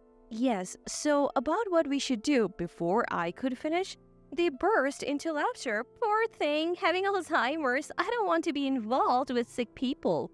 Right, how weak must her brain be to get Alzheimer's at her age? Wait, why are you saying such things? Ignoring my confusion, they continued laughing. People who get Alzheimer's are those who don't think much in their daily lives. Yeah, just like you, not thinking much. That's why you'll get Alzheimer's. Stop it. How can you say such cruel things? Why not? It's the truth, right? Yeah, Mom, we're just telling the truth. This is too much. Everything went dark as their cruelty overwhelmed me. You're not thinking of taking care of your mom, are you? Well, I was hoping, if possible, for her to live with us here. What? Are you kidding me? Why should we live with someone with Alzheimer's?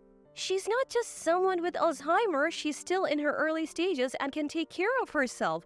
That's not the point. We're not living with her, period. I accepted living with your mother, so why not mine? Suddenly, my husband slammed the table and glared at me.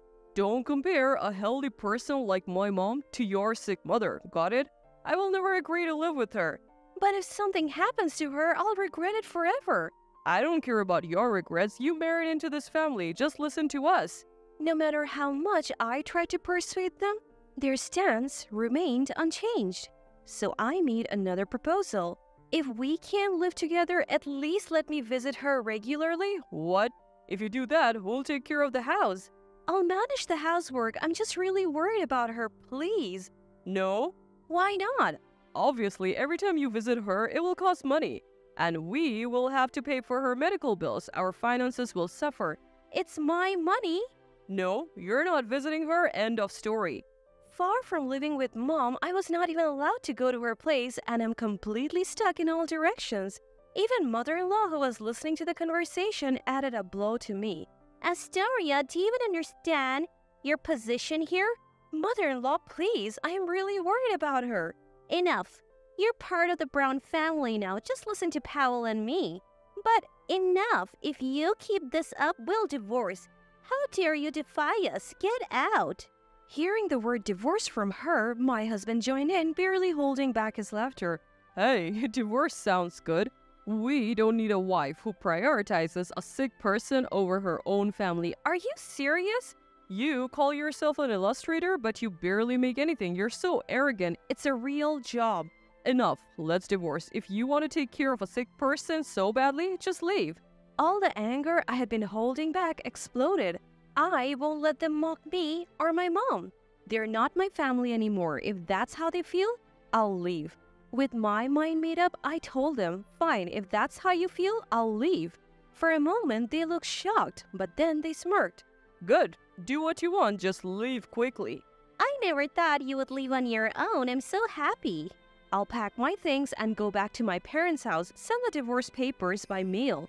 Sure thing. I'll get them from the courthouse tomorrow and send them right over. This is perfect. Just my lovely son and me living together. I'll go pack my things now. Hurry up, we're having a party with Mom tonight. Sounds great. Let's go out for steak. This family is done. Watching them celebrate, I quickly started packing. Soon, with the two of them smiling broadly, I left that house behind. A few days later, I received divorce papers from my husband, which I promptly signed and submitted. When I told my mom, she looked apologetic. I'm so sorry, Astoria. This is all because of me. Don't be silly. I feel so much better without those terrible people as family. When you first mentioned living together, I was actually worried. That mother-in-law, she's a bit off, right? I should have stopped the construction of the new house more firmly. I'm truly sorry. Don't apologize. I'm happy now, living here with you. Astoria, thank you so much. So, is that matter all settled? Yes, it's all good. I'm already on it. I showed her the documents and my mom smirked mischievously. That's right. I won't let it end with just a divorce. My revenge is just beginning. 2 weeks later, just as I expected, I received a frantic call from my husband. Hey, what the hell are you thinking? What do you mean? You know what I mean. I got the house sale documents. You sent them, didn't you? Yes, I did. It's all written there. Any problems? Don't play games. Selling our house, I'll never allow it. The first thing I did after divorcing my husband was to sell the house we lived in with his mother. He seemed to have forgotten about the time we built the house and angrily confronted me. Why can't you sell that house? It's ours. Ours? Really? It's our marital property. We're divorced, so we need to split the assets fairly. His absurd claim made me burst into laughter. Are you kidding? Split assets? Don't make me laugh. What's so funny? Do you even realize why we were always short on money? That's because you never earned enough. I have savings. You're wrong. What? I had to give money to your mother almost every day. That's why my savings are almost gone. If we were to split assets, I would just take half of your savings. You're joking, right? It seemed he didn't know that my savings were almost depleted. Still, he persisted. But we have the house, our house.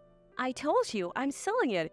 You can't decide that on your own. My mom and I live here. If you insist on selling, give me half the sale price.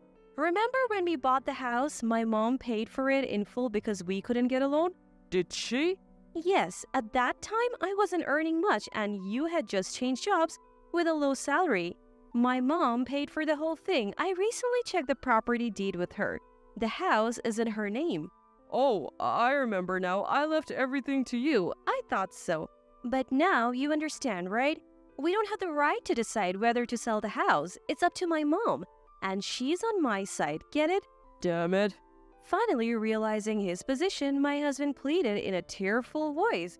Please, wait, what will happen to my mom and me without this house? I don't care. We filed for divorce, so we are strangers now. I owe you nothing. Don't say that. I apologize for everything. Just leave the house, please. So what's your plan? Buy the house in full from my mom? Don't joke. That's impossible, you heartless woman. My husband seemed to have let his true feelings slip, showing an awkward reaction with a hesitant, Seizing the moment, I fired back at him.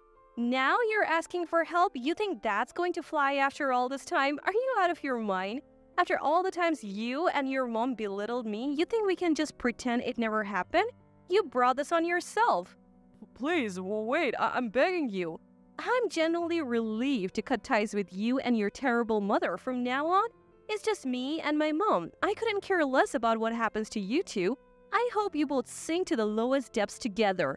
I hung up the phone without waiting for a response and blocked his number. And just like that, I was finally free from them.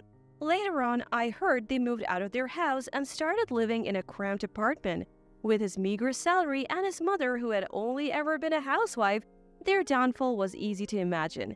Now, his mother apparently works a hectic part-time job at a supermarket. On the other hand, my mom and I are living peacefully. Thankfully, her Alzheimer's is still in the early stages. However, I know it's going to get tougher in the future. That's why I want to spend as much time as possible with my mom, my only family. I've made a promise to myself to cherish every moment I have left with her.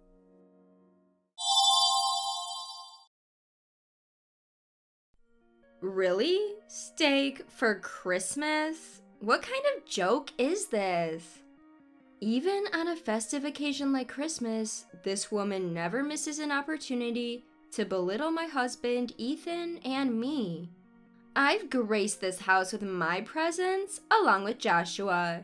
The least you could do is say thank you and serve some prime steak, you know?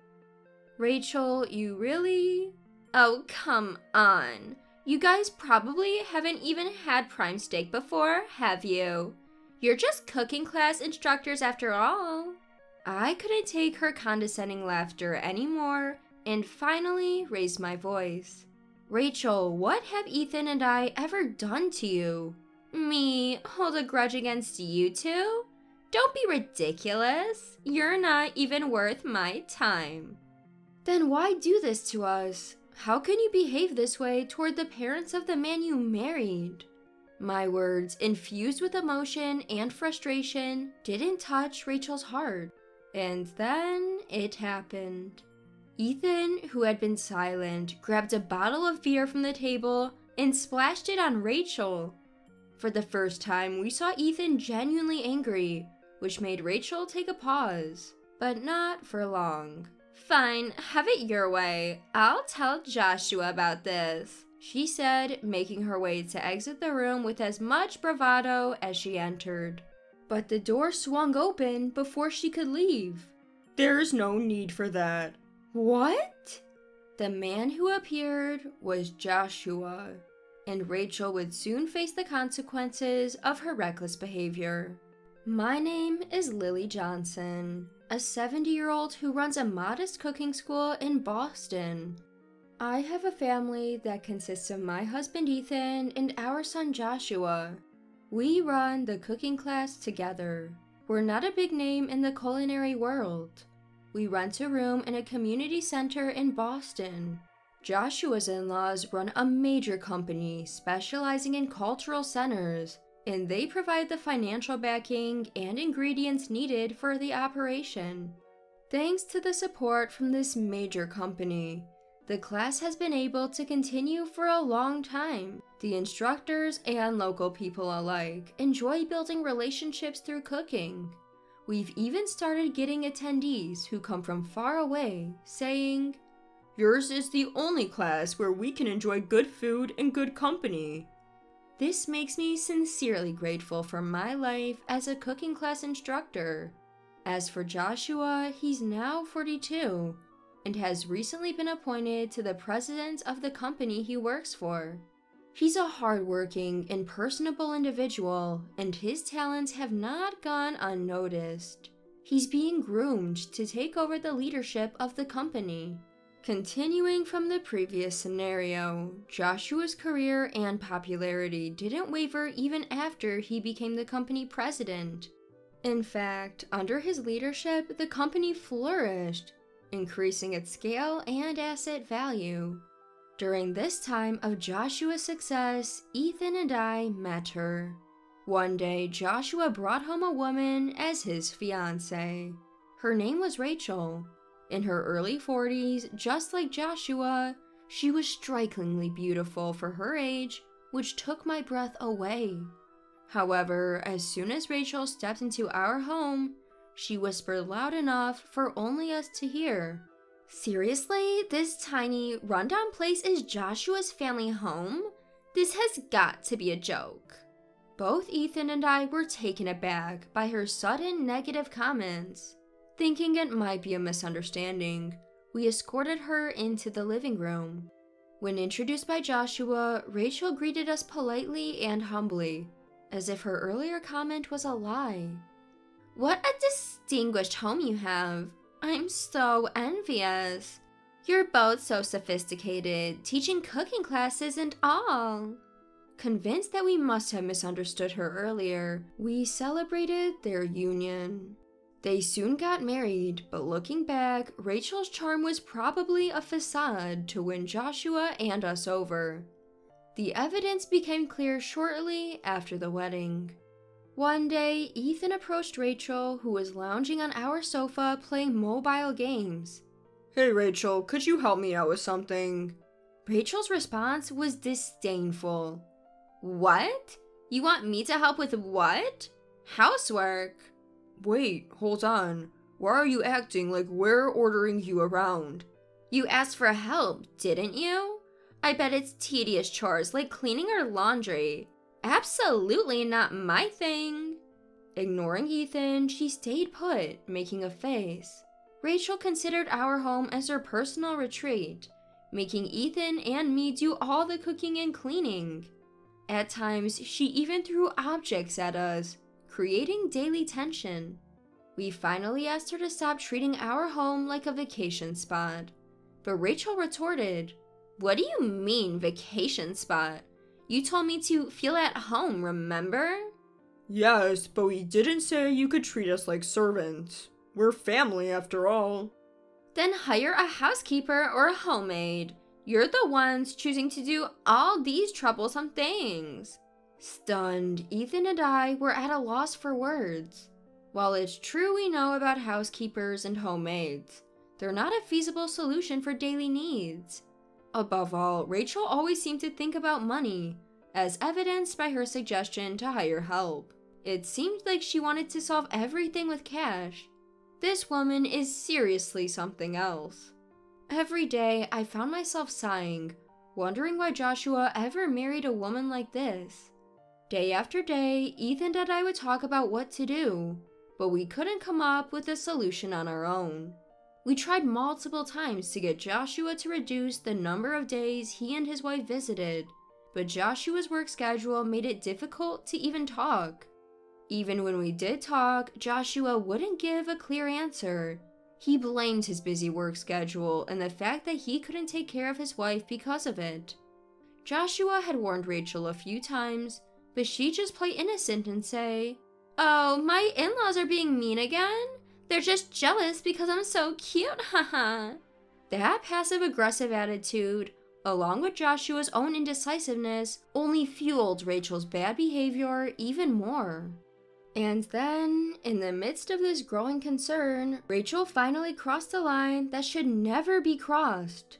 They came to visit us for Christmas. Joshua told us the day before that Rachel would be joining him, and Ethan and I were not thrilled. However, when Rachel is with Joshua, she behaves reasonably well. So we thought it would be fine. We had that hope when we greeted Joshua and Rachel. But then Rachel started acting up while Joshua was in the shower. "Excuse me? Christmas is about steak, right? What is this joke? Are you saying this is a Christmas meal?" Upon seeing the dishes we had prepared, including a gratin, Rachel started complaining. "I came here with Joshua for Christmas. You should thank us and have some prime steak ready, haha." "Rachel, you really? Well, you guys are just poor cooking class instructors. Maybe you've never even eaten such a thing, hahaha." Rachel broke into a condescending laugh. Even on Christmas, I couldn't believe she would act this way toward Ethan and me. Is this woman even the same species as us? And why on earth did Joshua pick someone like her? I couldn't take her ugliness anymore and blurted out, "Rachel, do you have a grudge against Ethan and me or something?" "A grudge? Don't be stupid. I have no interest in or grudges against old farts like you, haha." "Then why treat Ethan and me like this? How can you act this way towards the parents of the man you married?" I pleaded with anger and deep emotion, but it didn't reach her. "I live as I please, doing what I think is right, haha. That's all there is to it." At that moment, after her final snicker, Ethan, who had been silent and probably enduring her verbal abuse just like me, finally made his move. He grabbed a beer bottle that was on the table with the food and swiftly opened it. In the brief moment Rachel stopped laughing to take notice, Ethan poured the beer all over her, wordlessly. "What the heck, Ethan? Why'd you do that?" Startled by this sudden turn of events, Rachel snaps at Ethan. With a stern look, Ethan locks eyes with Rachel and quietly says, "Enough. If you dislike being around us so much, then fine. Don't ever come back." Hearing these words, I felt as though I had awoken from a trance. Meanwhile, Rachel, already fuming over the beer incident, gets even angrier. "Who do you think you are? Acting all high and mighty? You think this ends without consequences?" Frustrated by Rachel's lack of remorse, I couldn't help but sigh. Now, awake to Ethan's actions and words that must have spoken for my feelings, I no longer have the patience to listen to this woman. Up to now, I've put up with her because she's the wife of my precious only son Ethan. But this is the last straw. Then show me what these consequences are, if you can. Oh, I will. I'll tell Joshua right now. With that, Rachel storms out of the room, still carrying an air of arrogance. But then the door swings open again. No need for that. Huh? Rachel's eyes widen in surprise. The person entering the room is none other than Joshua. At first, we thought he had come out of the shower, but seeing that he wasn't what had changed, we quickly realized that wasn't the case. Rachel recovers and clings to Joshua. Listen, Joshua, your parents are terrible. What's so terrible about Dad and Mom? They just splashed beer on me. Make them realize their mistake, Joshua. Use your influence. Taken aback by Rachel's unfiltered words, Joshua hesitates for a moment. Then, clearing his throat, he says, I get what you're upset about, but what exactly do you expect me to do to Dad and Mom? Interrupting, Rachel continues, That's why I said, use your power as the CEO to make them realize. Stop supporting their cooking classes or something. It seems that getting splashed with beer has caused Rachel to lose her cool, revealing her true nature. We decide to speak up. Sorry, but that's not gonna happen. What do you mean by that? We're not just running a cooking class. Your dad, who was the previous CEO of your family's company, and his predecessor, your grandfather, have a long-standing relationship with us. What? Yes, that's right. We've known my parents-in-law since Joshua and Rachel got married. My stepfather, who was the CEO 2 generations ago, was friends with my parents, who previously managed the cooking class. Their friendship deepened because my step-grandfather also had a passion for cooking. That led to us receiving financial support and sharing the joy of cooking. With their children, the parents-in-laws, the hobby of cooking was passed on to us, along with assistants, and so it has been. Joshua knew about this, and it was because he had immense respect for our passion for cooking that he valued his relationship with his parents and us. Well, that's the gist of it. People at the company understand your parents and Joshua's philosophy. Which means you can't meddle with our cooking class. What a pity for you. As we said this, Ethan and I couldn't help but laugh. What are you talking about? I've never heard of this. You've never heard? I've told you about this multiple times. You really haven't listened, have you? At this point, even Joshua seems stunned by Rachel's audacity. Whatever. Today I learned, okay? Let's pretend I never said those things. Just a little misunderstanding, haha. Rachel immediately tried to back out when she realized she was in a bad position, but Ethan and I couldn't just let it go. Joshua approached Rachel with a stern face, seemingly understanding how he felt. Rachel, you've been treating this place like a vacation home. You've insulted it as old and poor, and even treated my parents like servants. Cornered by Joshua's sharp question, Rachel tried to dodge. What are you talking about? When did I ever do that? I've been here multiple times to support your parents. No use playing dumb. I've heard from my parents. And I also heard you earlier ordering top-tier steak because our cooking was subpar. Apparently, Joshua had pretended to take a shower, but was secretly listening to the conversation in the room. You've heard? What did you hear exactly? Your parents are just trying to frame me. Still playing dumb? I have all the evidence you need. I've received emails detailing everything you've done, and even have audio recordings of your voice. Faced with irrefutable evidence, Rachel was shocked but still not willing to give up. That's just my kindness. They're in their 70s. Their legs aren't what they used to be. So I thought I'd give them some exercise. Rachel was desperate, but Joshua had already seen through her. You're truly despicable. Sorry, I can't trust a word you say anymore. I'm divorcing you. Rachel seemed to finally get it when Joshua mentioned divorce. Oh, really? So you're saying that too, huh? Fine, then let's get a divorce. She snapped back, pointing at Joshua and shouting, But remember this, you're the one who brought up divorce, so be ready to pay up in court. Not sure what made her so confident, Rachel stormed out of the house. Later, their divorce did conclude, with a hefty settlement involved. But the kicker? Rachel was the one who had to pay, not Joshua. What? This can't be happening. Why do I have to pay? This is so unfair. She screamed in disbelief, but the reason was quite simple. Rachel had been cheating. And not just with any guys, but with men from popular clubs in Boston. According to Joshua, he discovered that Rachel had been using his credit card for significant expenses. When he tried to confront her, she dodged the conversation, forcing him to hire a private investigator. The investigator found receipts in the trash indicating Rachel's club outings were paid with Joshua's credit card. Photos even showed her at luxury hotels with multiple men. Armed with this irrefutable evidence and backed by his lawyer, Joshua won the settlement in court. Rachel, slapped with a divorce bill, arrogantly thought, "I'll just ask my boyfriends to pay. I've spent plenty on them." But the old saying holds true. When the money's gone, the love's gone.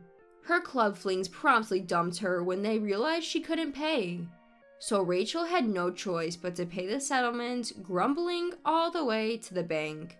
Her life hit rock bottom, disowned by her furious parents. Recently, a friend mentioned seeing her at a soup kitchen in a Boston park.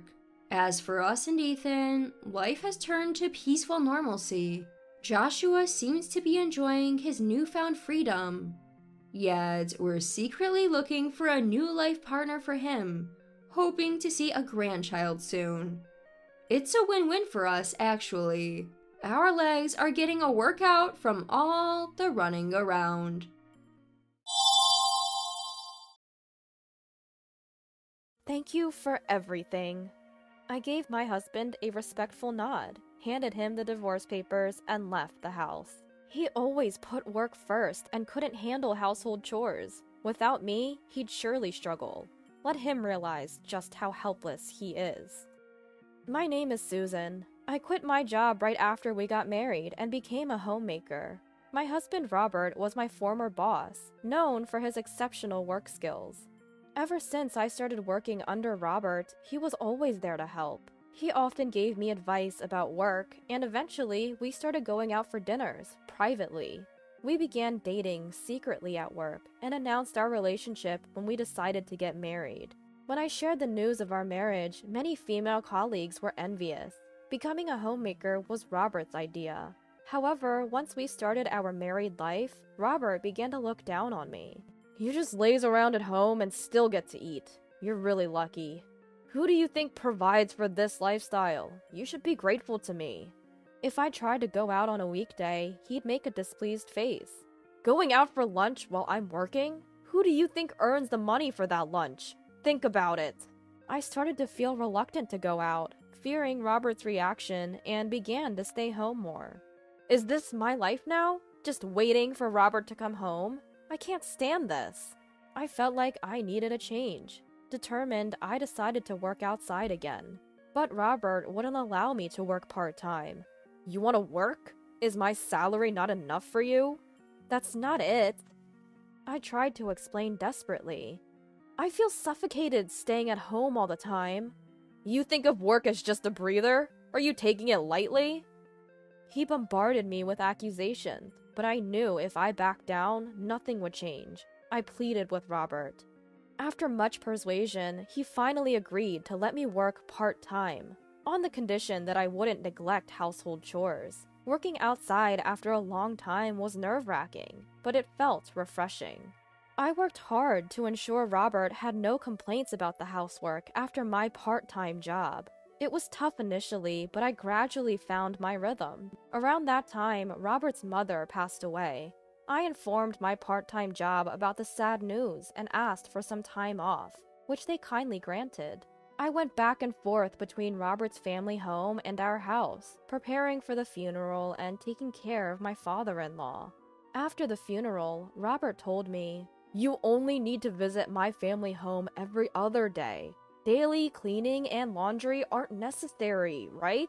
Just prepare meals that my dad can easily heat up. It seemed he was concerned that his needs would be neglected if I visited his family home daily. If I continued to care for father-in-law, I wouldn't be able to keep my part-time job. When I expressed this to Robert, he responded with annoyance. It doesn't matter if 1 or 2 employees are absent, right? Just reduce your working days. If they complain, just quit. It's not like you're earning much. It's just a breather for you. Reluctantly, I reduced my working days, but I felt guilty for constantly asking for flexibility. I wish father-in-law could take care of himself, but father-in-law was adamant. Household chores are a woman's job. He wouldn't do any cleaning or laundry. He was also picky about food. This is too salty. Or, I want something else. Were common complaints. Because of this, I often returned home late from his place. One such day, father-in-law didn't want to eat the pot roast 2 days in a row. I had to prepare another meal, which made me late. You're late! What were you doing? Where's my dinner? Robert, already home, shouted angrily. I'm sorry, father-in-law wanted something different, so I had to make another meal. I'll serve dinner right away. I served Robert the pot roast I brought back. What's this? You promised to take care of the house as usual, right? If this happens again, you'll have to quit your part-time job. Wait a minute, I was late because I went to your family home, not because of my part-time job. Enough! You're stretched thin because of that part-time job. Don't ever make me wait again after I come home from work. I knew arguing wouldn't change his mind, but I couldn't accept it. I continued to juggle household chores, caring for father-in-law, and my part-time job, sacrificing sleep. Then one day, I received an unexpected call from my mom. Susan, your dad's been diagnosed with a severe illness and needs to be hospitalized. I learned that dad's cancer was advanced and beyond treatment. I wanted to visit him immediately, but Robert was unsympathetic. Visiting him won't change anything. Focus on our home. Reluctantly, I took early leaves from my part-time job to visit Dad. Half a year later, Dad passed away. While helping my devastated mom with funeral preparations, I informed Robert about the funeral date. His response was intimidating. You'll be back before I return from work, right? I don't want to wait for dinner again. You're attending the funeral too, right? Why would I? It's a weekday and I have work. My dad just passed away. Can't you take paid leave? In theory, yes, but I have important meetings. It's not that simple. It should be a priority to bid farewell to a family member. When your mom passed, I took several days off. I'm still adjusting my work schedule for you. Robert scoffed. Don't compare your part-time job to mine. I have responsibilities you wouldn't understand. I can't just take time off. After more pleading, he reluctantly agreed. Fine, I'll take a few hours off for the funeral. Saying so, Robert forcibly ended the conversation. With the funeral preparations, I visited my family home more often, took more days off from work, and reduced my visits to father-in-law to every 3rd day. Consequently, I could only manage household chores every 3rd day. Robert grew more irritable. You've been slacking off with the chores. You haven't cleaned in 2 days. Because I desperately excused myself to him. I was helping Mom all day 2 days ago, and visited father-in-law yesterday. Excuses again? Your mom has been managing the house for years. Why does she need so much help now? After Dad's passing, she's too devastated to do anything. I want to be there for her. Robert dismissed her grief. She's just being weak. Your dad's illness wasn't sudden. She should have been prepared. This is why I say women. How can you say that? Even if she knew losing a lifelong partner is devastating. Can't you understand her feelings? I'm saying she should face reality. Your dad should have planned better. Leaving without preparing his wife is irresponsible. How can you speak of my family like that? Don't you have any respect for them? What's there to respect? Just because they're older? That's naive thinking. Watching my silent anger, Robert sneered and said, "Why should anyone respect your family? Just because they're older? That's naive thinking, isn't it?" How can you say that? Not just about my mom, but also about my dad, who passed away after a long illness. That was the moment I decided to cut ties with Robert. I can't talk to him anymore. Just being in the same room with him makes my skin crawl. I began to secretly prepare to leave the house, using the funeral preparations as a cover. I discreetly moved my belongings to my parents' home. It was hard to tell my grieving mom about the current situation, but I couldn't bear it any longer. I couldn't stand Robert's attitude, and I wanted to move back home. When I told my mom, she comforted me, saying, "You've done well so far. If Susan wants to come back, I'd be more than happy. It won't be lonely here with you." Thank you, Mom. It's better to free yourself from Robert and find new happiness than to force a marriage. With those words from my mom, I felt reassured and continued my preparations to leave. I kept my emotions in check, flawlessly handling household chores and taking care of my father-in-law. It's just a little longer of enduring doing things for my husband. As long as I did the housework, Robert didn't complain, and we avoided unnecessary conversations. On the day of the funeral, after briefly paying his respects, Robert returned to work without much of a goodbye. "Robert, you're really going back to work, huh?" My mom looked disappointed. Even though she knew about our situation, she had hoped he would take a break from work during this time. Apparently, that's what Mom was expecting. "Did you see, Mom? That's just how he is." Hearing my indifferent comment, my mom replied, "Well, I guess there's nothing we can do." We both felt reassured that our decision to divorce was the right one. After the funeral, as usual, Robert returned from work. "I'm back." "Welcome home," Robert shouted at my curt response. "Welcome home? That's it? I took time off work for the funeral because of you. You should thank me." "Thank you?" "Yes, your family interfered with my work. Now say it." Robert sat arrogantly on the sofa, waiting for my response. I bowed slightly to him and said, "Thank you for everything so far." "What did you just say? So far? What do you mean?" I quickly handed Robert the divorce papers. "What? Divorce papers? What's this about?" "It means exactly what it says. I want a divorce." Robert burst into laughter. "Ha ha ha! You think you can live without my money? If you have time for jokes, make dinner." "I'm serious. I'm leaving to live with my mom. She's okay with it. I've saved some money from my part-time job, and they're considering offering me a full-time position." "What? A full-time job? For someone as inefficient as you?" "Goodbye." I handed the stunned Robert the divorce papers and left with just one bag. When I arrived at my parents' house, I fell asleep talking about my hardships and memories of my dad with my mom. Robert kept contacting me, but I ignored all his messages. His messages were still condescending. "How can a wife leave her husband like that? Apologize and come back, and I'll forgive you this time." Ignoring him was the right choice. Robert never came to my parents' house. His pride wouldn't allow it. Thanks to that, my mom and I lived peacefully. A few days later, I realized I left something at the house and sneaked back while Robert was at work. The house was a mess. Garbage and dust were everywhere, with fast food wrappers scattered in the kitchen, and wrinkled clothes all over the floor. It seemed Robert hadn't done any housework. I wonder how his dad is doing.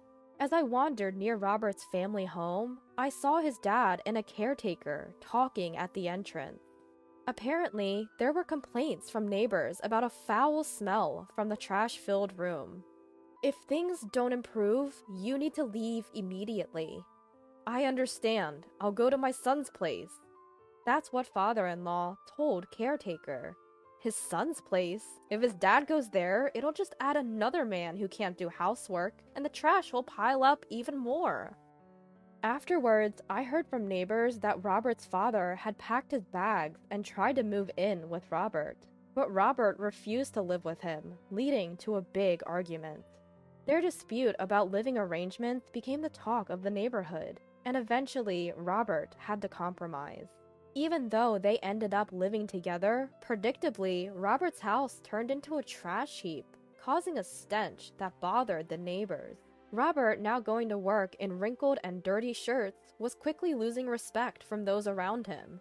There were even talks of him being demoted, and he came to apologize at my parents' house. "Susan, I was wrong." "Robert?" Just when I thought he finally understood, he said condescendingly, "Are you satisfied now? I apologized. Now fix your attitude and come back." Robert hadn't changed at all.